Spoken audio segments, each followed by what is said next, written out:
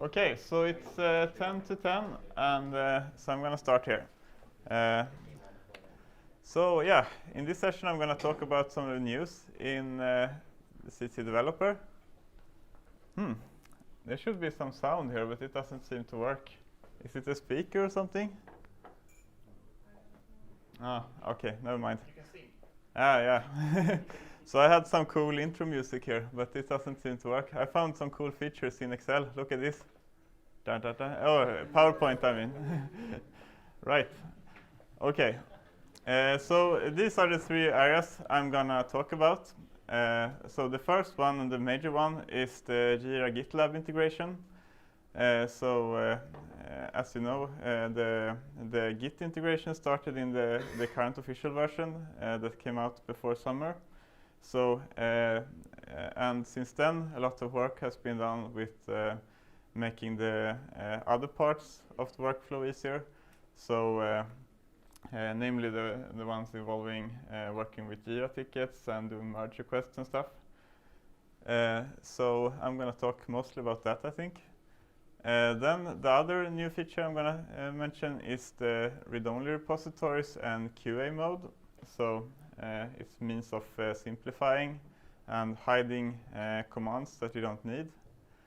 And then I'm going to talk about keyboard shortcuts because, yeah, there are now a lot more keyboard shortcuts than has been before. So I'm going to see if this one works. Yeah, look at that. Right, so about the Jira GitLab integration. As some of you have probably seen, the new version, or rather the new beta version, was released yesterday. So if you go into CET developer and then make sure that you have the checkbox for enabling beta updates checked, but I think most of you know that because it's like 80% of everyone is getting the beta updates. So actually the beta release is the real release because I mean it's only like 20% who use the official version anyway. So yeah. So but if you don't see it, you can just go to setup and check that. So when you go into operator, you will see there's a blue new text that takes you to your Jira issues. And it will open this view. And here you see all the Jira issues that are currently assigned to you. So we will probably do some additional tweaking on this, maybe that because you probably will want to have access to the ones you're a developer for as well. But currently the workflow is that you have to be assigned to the issue in order to see it here in CET developer. So, what's the reason of showing the Jira issues in here? Yeah, as you see from the right-click menu here, there are some very nice shortcuts. So, I think most of you probably works like that you have your issue, and then you want to make some changes. You want to create a branch, probably with the same name as the issue key, or at least that the branch name has the issue key in it. And you want to commit your code, push the branch, and then you want to make a merge request, and then you want to set your Jira issue to ready for test and everything. So that's what has been automated here. So you see your Jira issues here. You can right-click, and then you can create branch, and it will just open the create branch dialog with everything filled in. So you just create branch, click that one, and then press OK. And it will create the branch with the same name. But you can also, if you have already, because at least I work like that a lot of times, that I'm like in the main branch, like the version 10.5 dev or whatever, and I'm just doing some changes, and then I realize that, okay, so this, I want to commit this, and I know there's a Jira issue for it. Then I can just select the highlighted one there, the commit changes for issue. So what that will do is, I think that will be in the next slide. Yeah, right. So it will bring up the commit dialog. It will automatically fill in the comment for from the branch, and it will have this link where you can just click to create the branch. And it will, when you click that one, it will bring up the branch dialog, and then you just press OK to create it. So it's just like 2 clicks. And as you see, there are some other actions of the commit that you can press as well. So if you want to create a tag, you can do that. It will open a text box here. But I think this is probably not very common. I think you will use this one mostly when you set versions. But yeah, push to server doesn't need any explanation. Create merge request. Yeah, that's a new one. So when it has committed your stuff and pushed it, it will open the create merge request dialog for you. So I'll show you that one as well.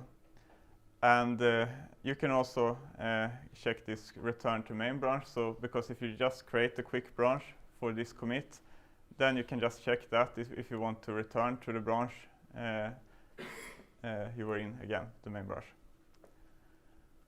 Right.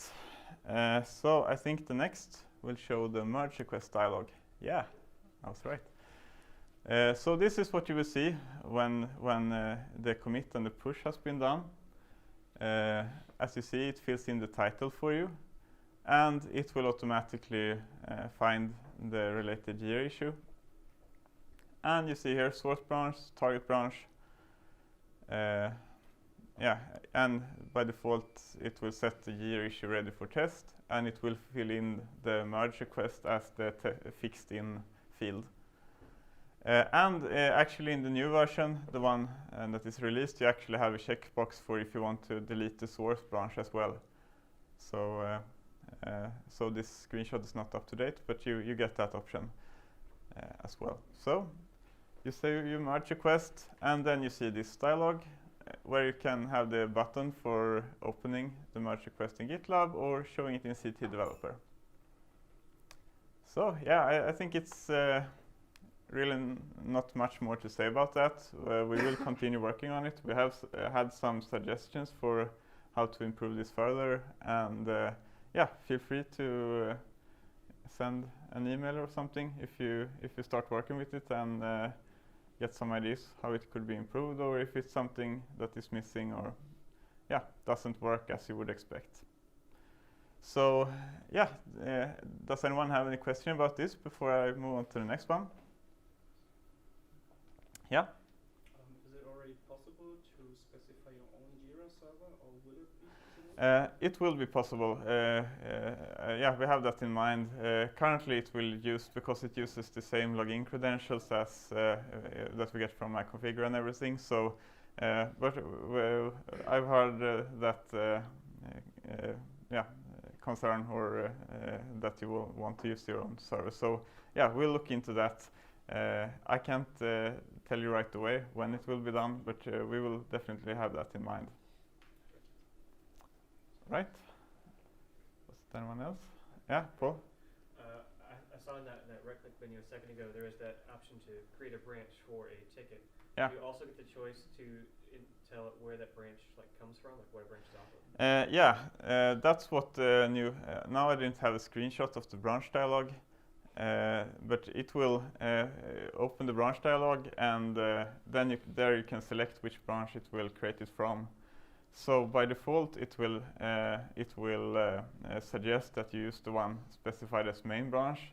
That is the one you selected when you created the workspace, ready the workspace. So that will be like selected as parent branch by default. If you don't have the selected parent branch checked out, it will have a button for checking that out, because I mean obviously that's a step. So and you of course you might get conflicts if you try to switch to the branch. So, but yeah, you get a create branch dialog. So it doesn't do this in the background. It gives you the option where you want to create it from. Yeah. How will this work with multiple repositories and like?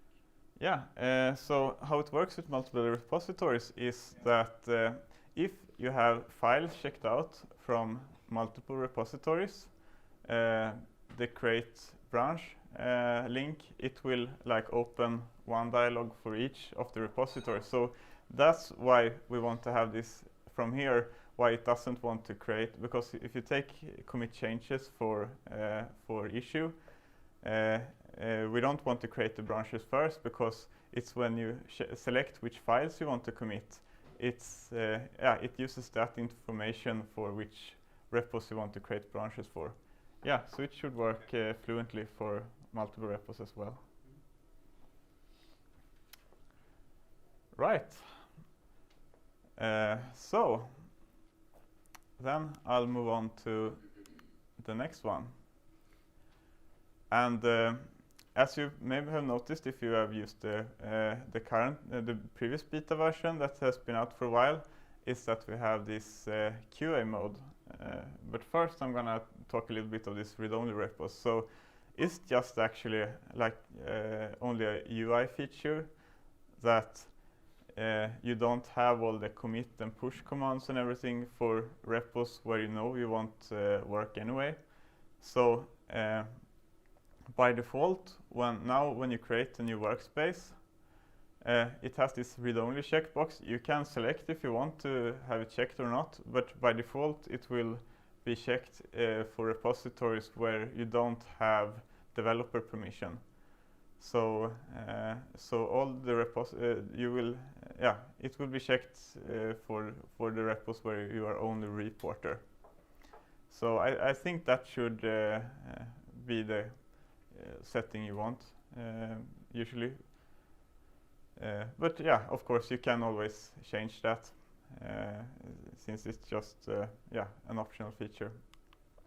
And as you see here, this is the main operator view, and as you see here, it hides a lot of commands for you when the repository is read-only. So yeah, you don't have push, you don't have commit, you don't have create merge request and everything. So yeah, I don't think it's much to talk about really, but maybe we will change this when people start using it, and maybe we realize that one or two of these commands maybe we want to add back, or maybe want to remove more of them. But I mean, the main idea behind this is that it will be easier to we just get rid of commands that you don't want to use, so it will be easier to focus on what you want to do. So and this QA mode, I guess that's not really interesting for most people here, but it's good to know. So it has been a feature request for a long time to have this simplified mode for for QA mostly, but also for support and everyone who just want to like use it to download code. And yeah, as you have seen, if you have tried it already, it hides most of the options here in this column. But now with the new read-only mode, what it will do is that if you switch to QA mode, it will set everything as read-only. So yeah, but I don't really have much more to say about that. So if there's not any more questions about that, I'll just move on. Right, and finally, the keyboard shortcuts for almost everything. So there have been a few requests now and then that to use this convenient like Control-R for revert and everything. So in this version, we've actually added, as you can see, it's almost everything has a keyboard shortcut now, at least everything that has a context menu. And also a lot of dialogues has like these shortcuts on the buttons. So for example, in the commit dialog, you can hit Alt-S to commit. So and a lot of effort has been put into really making the program more easy to navigate using the keyboard with moving with arrows, tabbing, and doing shortcuts. So I think that should be a real improvement if you use it a lot. And I can mention, for example, that a very easy flow is when you is in this main repo view and you have all your files that checked out, and then you just hit Control-S to bring up the commit dialog. And then you push Alt-S to save, and then you can use just Control-Alt-Up to push, Control-Alt-Down to pull. So that's the ones I'm using a lot since I implemented that. So I'll do some advertising for that. Where do we have it? Yeah, Control-Alt-Up and Control-Alt-Down. So I think these are really convenient. Right. And of course, if you find other things that you think should have a short key and doesn't have that, so feel free to send in a feature request for that. So, and that was the final one, but then I realized that we should say something about COP also. But I thought it's more, I mean, you should always have like 3 main points. It like, yeah, looks nicest, so I thought COP would have to like sneak in from the back door. Yeah, and if you haven't tried that yet, so COP, command line operator, it has like most of the things you can do from within the CET developer UI, you can do from the command line. Not everything, but quite a lot. So if you haven't tried that yet, you can just open a command window from the workspace in operator, and then just type COP, and then it like lists all the commands you can do. And I think it's used also mainly for CI automation. So we use that for like building extensions, uploading and everything, but also it has like a lot of commands that you probably want to use as developer. And yeah, we're still improving that a lot, adding new commands and everything. So here are some of the, wow, why did that get so big? So here are a few of the new commands. You can, for example, use cop init to create a new workspace. So if you want to like, it works like git init. So if you like in a folder, and then you just type like cop init base and whatever. So you just list the names of the repos you want to add. So if I have like a repo named my customer, and you want to create a workspace with like base and my customer, just type cop init base my customer, enter, and then it creates the workspace for you. Cop sync does the same as the like pull for all the repos in operator. So and I think these two commands were mostly added for use with the runners, because then the first thing you want to do when you create a runner is to like usually set up the workspace and sync it. So yeah, these two commands were mostly made for that.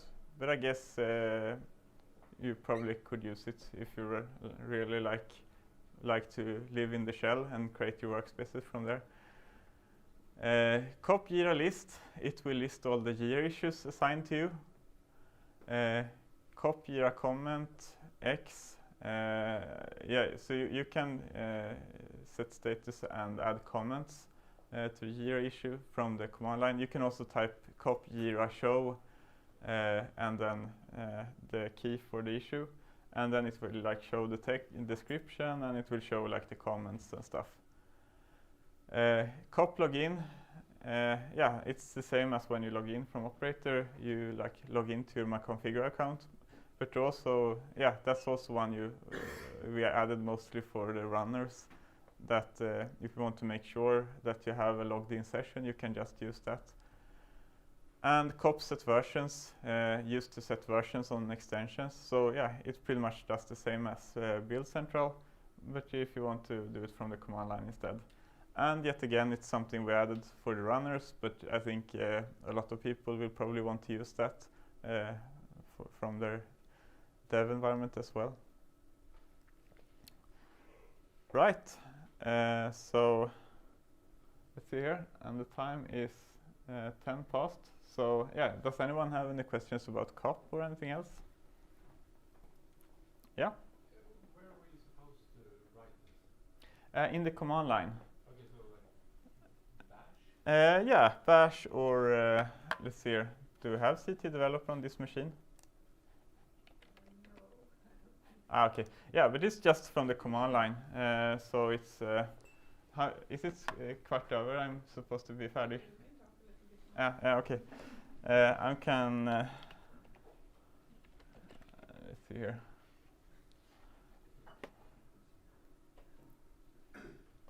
Come on. Anna no. Let's see here.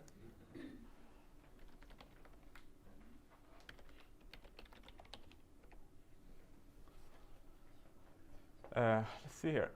Okay. So I go to my workspace here. I open the command prompt, and for a few of you who, so you can't sneak peek on my desktop. Right. So you just type cop here, and then you see the listing of all the commands. If you want, wow, it's so many now. So maybe I should short this down. Yeah, if you want like help on a specific command, for example, you can type like cop help Jira, and it will show you just the help page for that. So I can show, for example, cop Jira list, and then it shows all the my issues. Cop Jira show CTC and 62143. Yeah, and then you have my comments here. So I can just change that to cop comment hello. Yeah, and when it does the Jira commands, it will do that async in the background, because Jira is quite slow sometimes, usually. So yeah, it does the commands async, so it will not drive you mad. But if I select cop Jira show again, I think it will, yeah, hello. So, what else do we have? Yeah, we can take, yeah, what should we take? Yeah, but I mean, you get the idea. So you can just go ahead. Cop make is the one you use when you create extension or build extensions, and you can run tests with that as well. And yeah, you can just dig in to the goodness of cop. So yeah. Does this work in the bash? Yeah, good point. So actually, we had the issue. It works perfectly fine in bash. It kind of worked in bash before, but one funny thing we found out was that bash has a little special way of handling when you send parameters starting with a slash.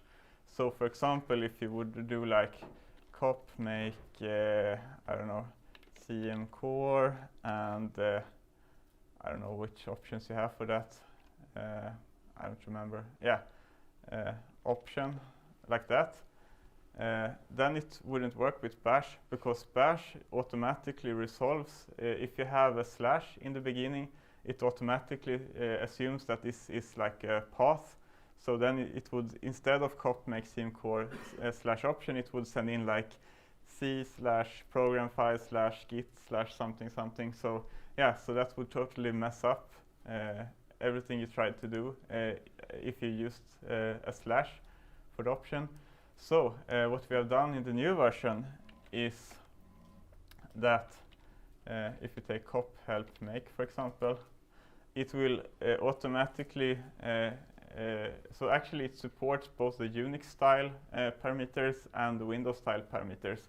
But if you show the cop help page from bash, it will print the Unix style parameters, and if you type it from Windows, it will, let's see here, cop help make, it will type them like this. So if you have tried this in bash before and got into problems, as I know some of you have done who contacted me about it, then it will work much better now. So yeah, so you can just go ahead and try it out and explore all the exciting commands. So right, so any more questions before I exit? Okay, so check this out. No, the animation didn't work. Crap. Wait. I'm just gonna try one. I saved the best animation for the last slide. Okay, we try again. Yes. Yeah. Yeah. All right. The end.